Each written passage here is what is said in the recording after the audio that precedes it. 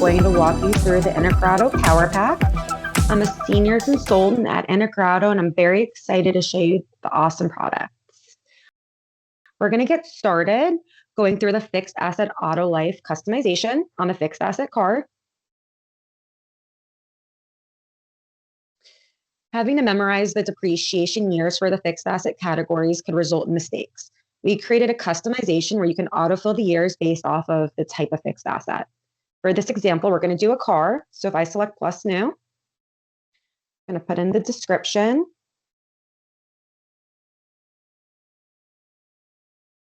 I'm going to put in the fixed asset class. And if I go to select from full list, you'll see that there's a fixed asset auto life.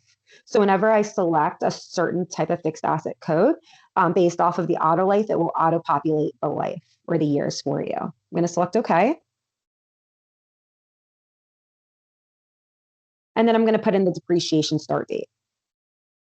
And as you can see, the number of depreciation years autofilled with 4 years.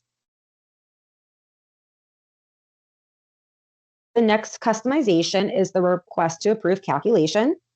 And what this does is it shows you the amount that you're actually asking for approval if there's a partial invoice.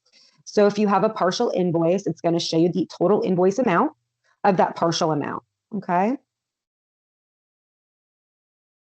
The next customization is the source name on the GL entry table page. So if I go to the chart of accounts and I go to a GL account, as you can see here, you have the source number and then you have the source name. And this is very beneficial for customers if you're doing a reconciliation of your financials. You can see the actual customer or vendor or bank account name versus memorizing the different codes. The next customization is on the vendor list view page, and it shows the diversity product type and diversity vendor minority code. And what's great about this is you can add this on the vendor card, and then you can take the vendor list view and create your own minority report. Okay, as you can see here, we have the 2 fields on the vendor card. So the next customization is on the item list view. As you can see, it's filtered to blocked no. So what this does is shows you a list of all the active items. As you can see, if I deselect this, which you can do, it will show more items, which would be the blocked item. The next customization has to do with the physical inventory report. If I do a search for the physical inventory journal, we have added the shelf number to the report. So if I come over here and I select print and I select preview, as you can see, now we have the shelf number on the report, which is very beneficial for the warehouse workers when they're doing their physical inventory count so that they can see where the item is located. And this is filled out on the item card itself.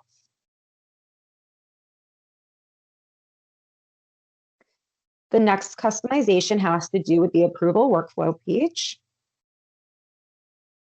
On this page, you can see there's 2 new columns. One's the approval workflow admin.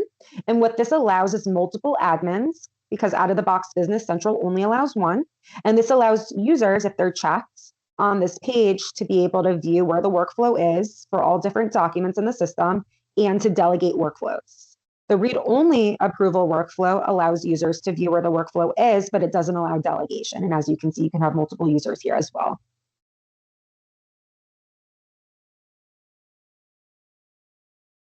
The next customization has to do on the item list view, where it automatically shows out of the box the quantity on sales order and the quantity on purchase orders. And as you can see, if I select the 11 on the quantity on purchase order, it drills down to all the purchase orders where I have quantity. The next customization, if I go back to the chart of accounts, it shows the balance at date automatically. So you can see the balance at any given time if you're doing a date filter in the system, which is very beneficial to accountants. The next customization is the job queue notification, which is on the job queue page.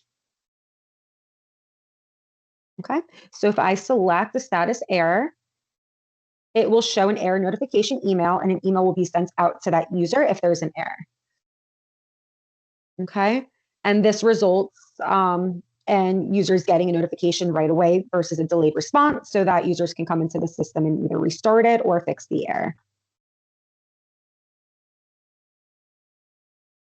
The next two customizations have to do with security reports in Business Central. These are great reports to get an overview of the different security groups and user permission sets in the system. If I come here to my home screen, the first one is security group permission sets. So if I click here, I can filter by the security group. And if you don't want to filter by a security group, you can leave this blank. And if you preview this report, what you'll be able to see is the security group's name, along with the different permissions of the security group and the users that fall into that security group. You can also send this report to Excel if you wanted to, pivot or do other things with it. The next report is the user permission group report. You can filter by user in here, and you can also select a Boolean field to only show permission sets for users that don't have security groups, okay? To see if you have any users that aren't using security groups. If I preview this report, you can see all of the different users with their permission sets and security groups.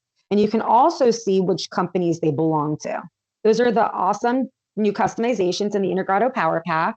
Thank you so much for watching. I hope this gave you a clear picture of how Integrato's Power Pack can simplify your operations and help deliver even more value to your Business Central. If you're curious about how it works for your company, I'd love to hear more from you. Please reach out for a walkthrough, or you can send an email to support@integratotech.com.